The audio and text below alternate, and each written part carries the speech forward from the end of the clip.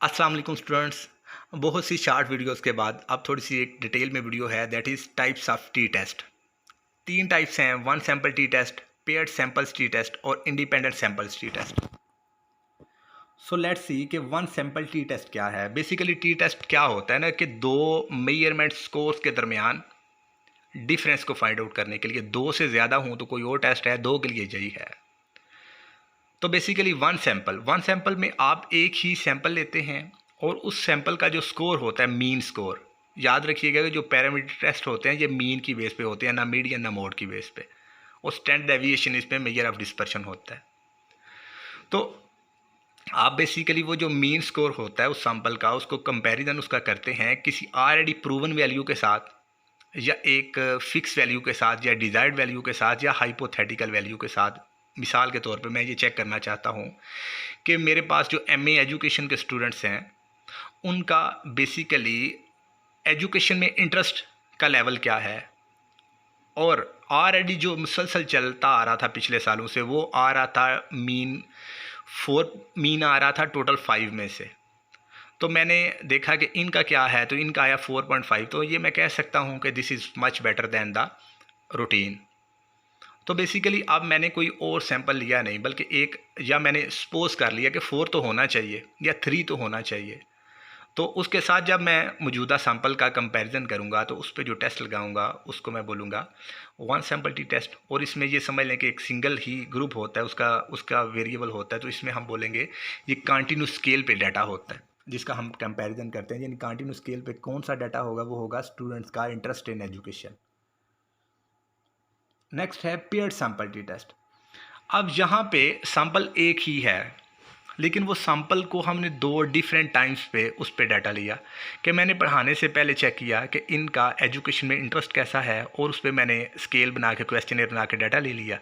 और फिर कोई 2 माह के बाद या 1 माह के बाद मैंने दोबारा से डाटा लिया एंड पे। तो उन दोनों का जो मैंने आपस में कंपैरिजन किया ना, उसके लिए जो मैं टेस्ट लगाऊंगा वो पेयर्ड सैंपल टी टेस्ट है। तो ये बहुत ज़रूरी है जानना, क्योंकि अक्सर लोग जो हैं उस पर इंडिपेंडेंट सैंपल्स टी टेस्ट लगा देते हैं, ये ठीक नहीं होता। सो रेलेवेंट स्टैटिस्टिक्स रेलेवेंट टाइप के डाटा पे होगी और उसका कॉन्टेक्स्ट को देखना ज़रूरी होता है। एक सैंपल है आपका, इंडिपेंडेंट वेरिएबल कैटेगोरिकल है। कैटेगोरिकल मीन के प्री टेस्ट और पोस्ट टेस्ट है, या 2 टाइम है। और डिपेंडेंट वेरिएबल कंटिन्यूस होता है इसमें, यानी आप स्टूडेंट्स का इंटरेस्ट इन एजुकेशन। सो इसके बाद हम मूव करते हैं इंडिपेंडेंट सैंपल्स टी टेस्ट पे। इसमें बेसिकली ऐसा नहीं होता, एक सैंपल नहीं होता, सैंपल 2 होते हैं, 2 डिफरेंट पॉपुलेशन में से। मिसाल के तौर पे आप कह लें पब्लिक और प्राइवेट का आपस में कंपैरिजन आप स्टूडेंट के इंटरेस्ट का करना चाह रहे हैं, या मेल और फीमेल जो एम एजुकेशन के स्टूडेंट हैं उनका जो इंटरेस्ट है उसका कंपैरिजन करना चाह रहे हैं। 2 कैटेगरीज हैं। तो जो इंडिपेंडेंट वेरिएबल है ये कैटेगरीज में होता है, कैटेगोरिकल होता है, और डिपेंडेंट वेरिएबल कंटिन्यूस होता है इसमें।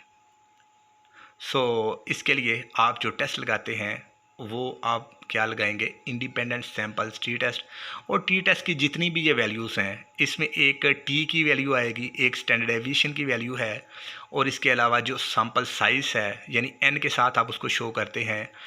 और ये बेसिकल जो चीज़ें हैं इम्पॉर्टेंट हैं डिस्प्ले करने के लिए टेबल्स में। टी की वैल्यू अगर 1.96 या 2, आप सिंपली ये समझ लें 2 हो, तो वो जो पी की वैल्यू आती है, सिग्निफिकेंस भी आप टेबल में शो करेंगे। तो सिग्निफिकेंस 0.05 वैल्यूज उसकी 0.05 या इससे कम होगी। और अगर वो 2 से अबव चली जाए तो वो बहुत सिग्निफिकेंट हो जाता है। इसी तरह से वो टी की वैल्यू 2 से बहुत नीचे हो, यानी 1 हो, 2 हो, 1 हो या 1.5 हो, तो वो सिग्निफिकेंट कभी भी वैल्यू नहीं आती। कुछ लोगों के टेबल्स में ये टाइपिंग इश्यूज होते हैं। आप इसको सुनने के बाद उनको आइडेंटिफाई कर सकते हैं और उनको बता सकते हैं कि आपकी टी की वैल्यू तो कुछ और कह रही है और सिग्निफिकेंस वैल्यू कुछ और कह रही है। So this is all. अगर आपको ये वीडियो अच्छी लगी है तो मेरे चैनल को सब्सक्राइब करें, और अगर कोई कन्फ्यूजन है तो कमेंट सेक्शन में कमेंट करें। अस्सलाम वालेकुम।